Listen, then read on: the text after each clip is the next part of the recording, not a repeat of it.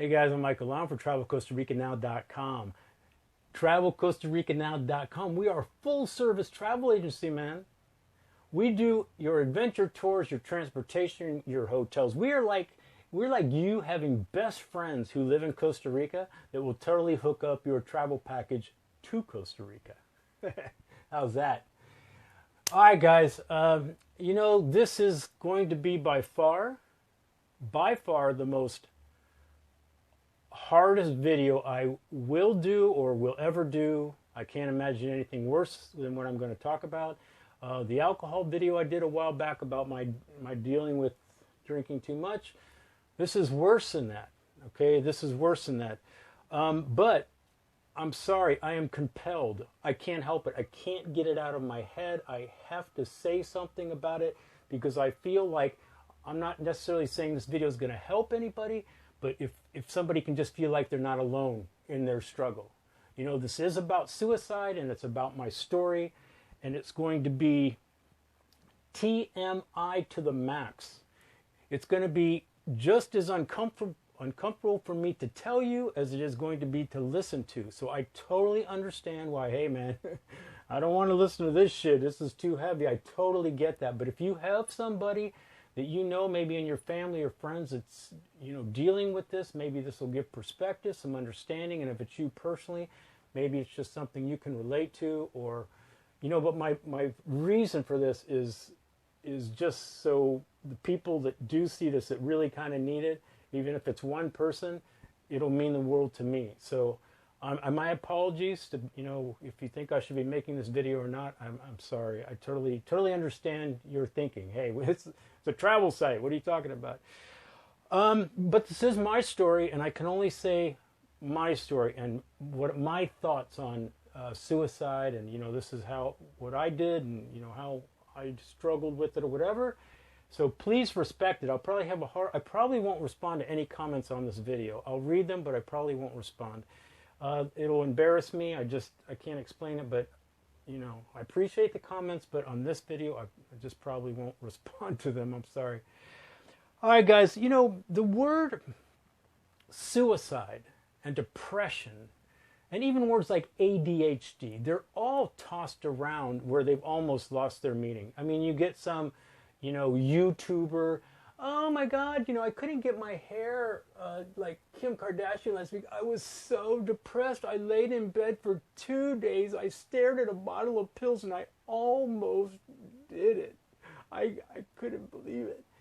And then, she has her millions of more pussy than vagina followers. Oh my God, we care about you so much. We're so glad you didn't do it, man. Can we help you with your depression? These words have just been hijacked, so when people are really dealing with, have you seen true depression? Have you seen true clinical depression? It is so sad to see. It's not just, hey, I'm depressed. No, depression is real. Real ADHD.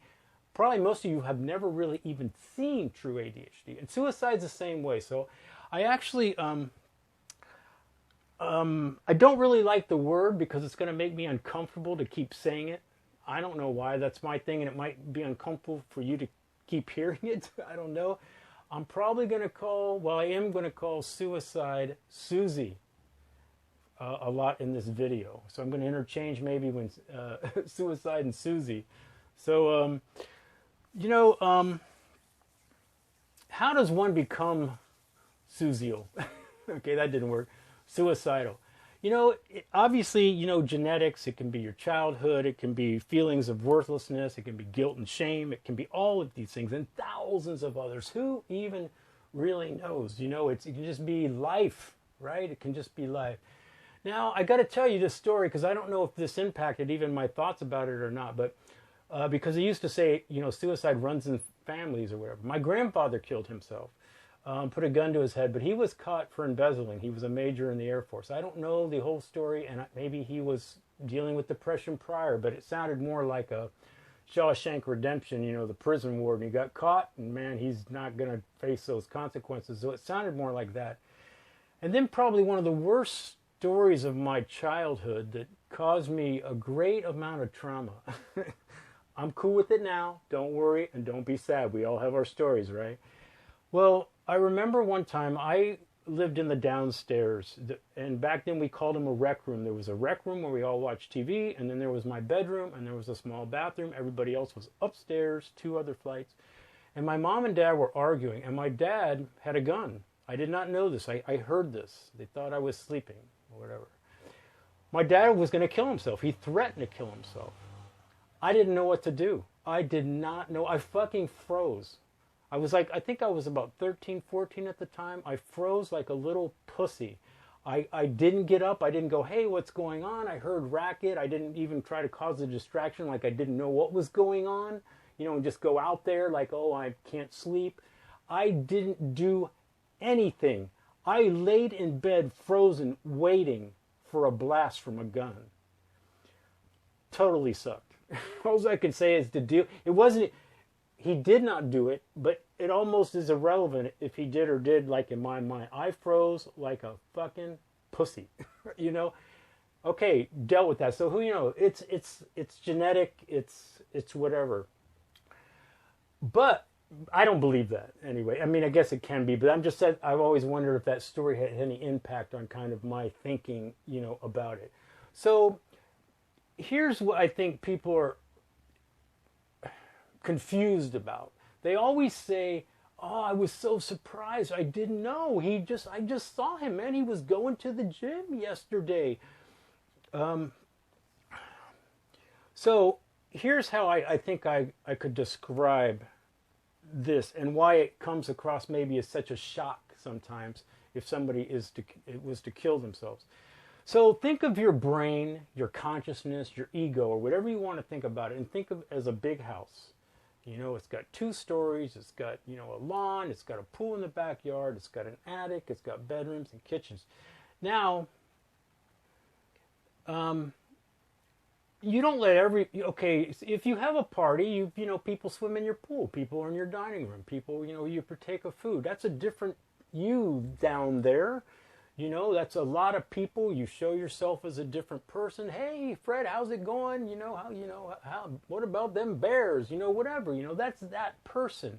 Then maybe some people get into your living room, your friends, and, you know, you can bullshit with them, but they don't really still know you that well. You know, then maybe some people even get to go into your bedroom. You know, maybe it's your spouse, maybe it's whatever it is, you know, a loved one. Doesn't matter, and they know a little bit more about you because you're more you with them. Well, we all have this big house. We are large. We contain multitudes, right? The famous quote go, I think Walt Whitman or whatever. So we're a bunch of different people, but in the house there's also an attic, and almost nobody's invited there. Nobody's invited there. Nobody can go there. That's your place up there. That's your thoughts and, you know, the things you're dealing with. Whatever the attic is, almost nobody can go in there but you. So you could be in the attic thinking some really bad shit and hear your doorbell run down, answer the door and go, hey, what's up? You know, so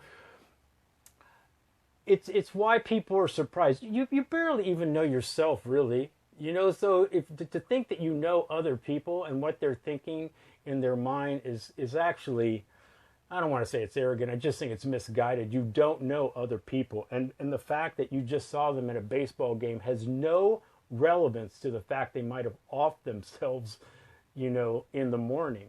All right? I just think, I think you got to be really clear out there. Now, what happened with me, I did put myself out there once. You know, I guess I could describe it this way. One time I did, have you ever like tried to, you know, you put yourself out there, I'm going to take this risk and hope it pays off. I don't know why I think of sex this way, but, you know, or the situation with the sex antidote, but, you know, like, let's say the woman, she feels good, she doesn't normally do this, but she puts on, I don't know, some just slutty lingerie or something, you know, never done it before, wants to surprise the husband, whatever, goes out, and the husband goes, oh my God, you are so fat. Why are you wearing those? You don't wear that. You're fat. You know, that doesn't. Do you know how that makes you feel? You just feel stupid, man. You feel, what was I thinking? They put it on you. Now, it's obviously not your fault. It's their fault. But in our mind, we're like, what? You know, you feel terrible. And then you start going, yeah, what was I thinking? What am I doing? I am too fat. Whatever it is one of the worst feelings in the world when you put yourself out there and somebody fucking tramples on it. Well, that did happen to me. And I'm not even blaming the guy, really, because whatever. He didn't really know, but I did put myself out there, and he almost got mad at me for talking about Suzi. And he almost like called bullshit on me. Like what I said was not real. And it just, you know, it's like, and then the other thing with me, the other thing that I've had other times where I've tried to mention it, but for some reason it comes across maybe the way I was saying it, that I'm trying to be cool. Like I'm trying to perpetuate my bad boy image or something. Like, well, you know, I drink alcohol and, you know, I got some suicidal tendencies, you know, I'm a little crazy. And people are almost thinking I was trying to be cool. Or, I don't know. I know that sounds weird. But, so, what you learn is, here's what you learn. And it doesn't matter why. Obviously, it's an uncomfortable topic, and I could totally get why people don't know what to do with that. But people that are thinking it or want to express, we learn really quick to shut the fuck up.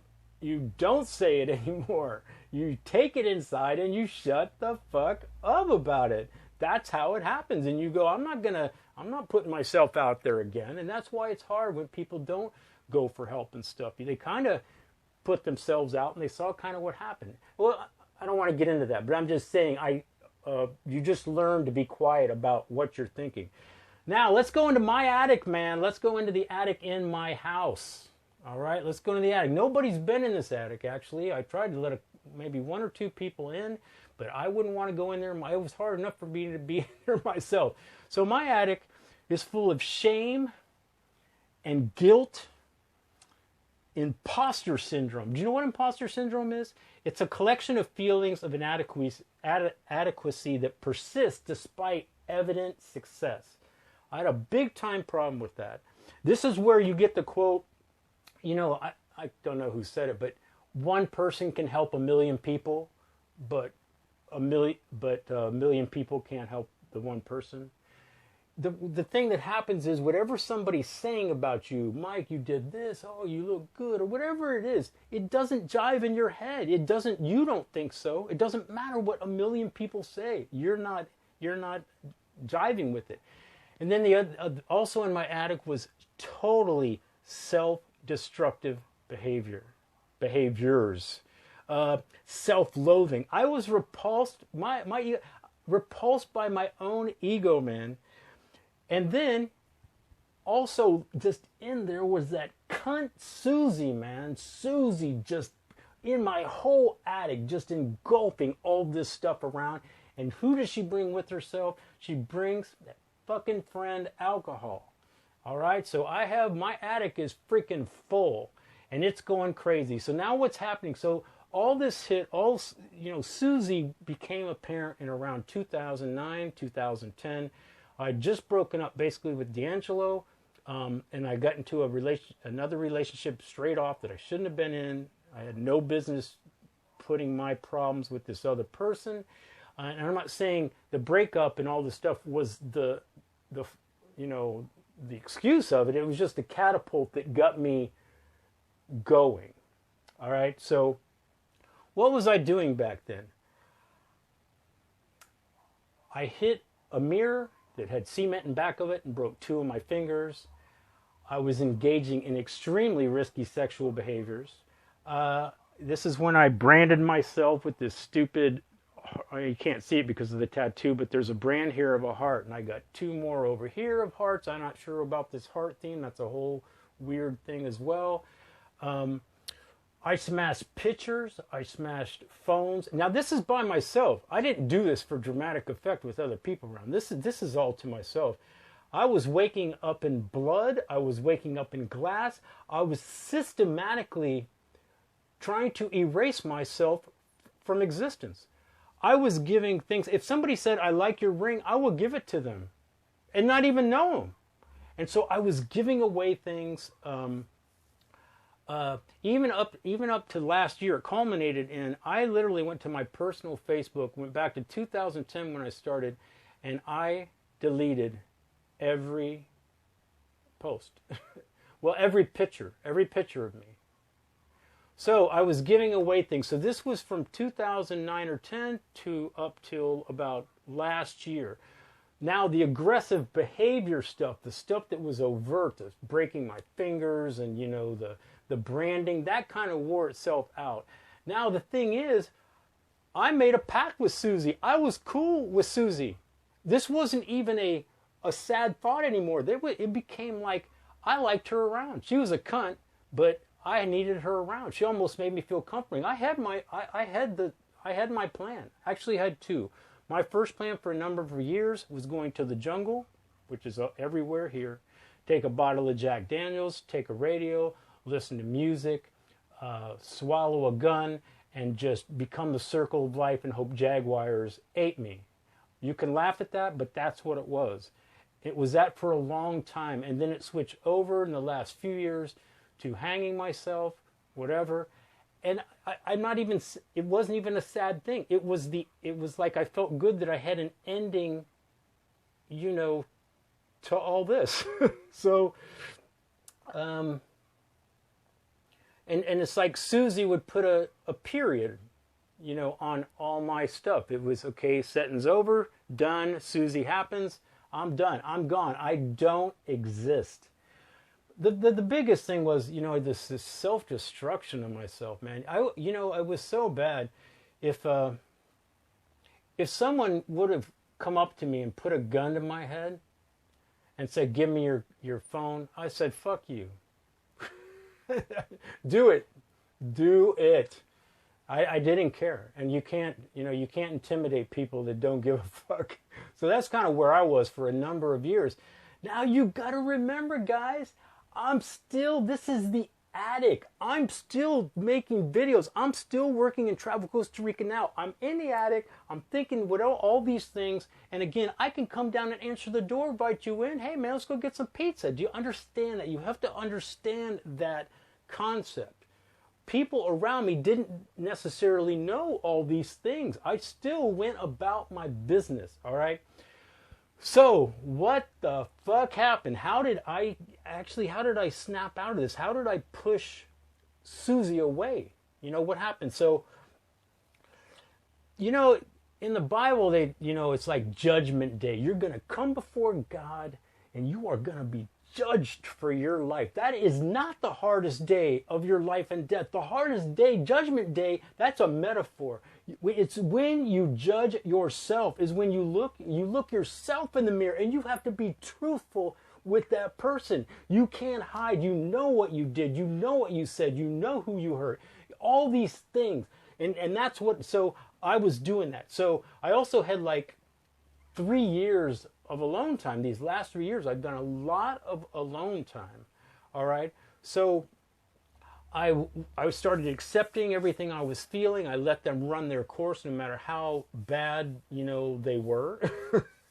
I was reading, I was working, I started applying some of the things I have known previously. I know how to kind of get out of this. You know, I was kind of self-doing things. I questioned if I was bipolar. I questioned if the level of help, if I was capable of this. Well, I wanted to take full responsibility. Just like the drinking, I let it happen, and I had to try to beat it, but it wouldn't go away, it wouldn't go away, it wouldn't go away. So, finally, when these are all working in tandem, all these things. So, you're truthful with yourself, you look at yourself, and at some point, I haven't got there completely, but I was able to forgive myself, and that's the biggest thing. Now, I still struggle, with that, but one day, I can't remember when, but this year, but early on, something snapped in me. It was this whole Shawshank Redemption, get busy living, get busy dying, has been a theme in my life, a big theme for the last 15 years. I got a freaking tattoo on it. This is how much it means to me. And so I picked, if I'm as smart as I think I am, if I got intelligence, Either get busy living or get busy dying. And just like the alcohol, one day it just switched. I quit drinking. I don't even think about it anymore. It snapped off after 40 years of being a fucking drunk or whatever. And the same thing happened with this stuff. I just kind of snapped out of it, and it was kind of to the get busy living. That's it. I don't know what else to tell you. But the struggle, I definitely went through hell to get to heaven. I can assure you that. Now, Suzi is still ghosting around my house sometimes. She has not left, but she's, not so much, but she's still kind of a ghost. Now, and I still kind of suffer a little bit from the imposter syndrome. It still kind of plays havoc. Every now and then it kind of invites itself into my house, so I've got to deal with that. Did I mention we're a travel agency? TravelCostaRicaNow.com, guys. Peace, guys. Hope it helps. Things are going to pop up. You can ignore them all if you want. Thanks for listening, man. It means the world.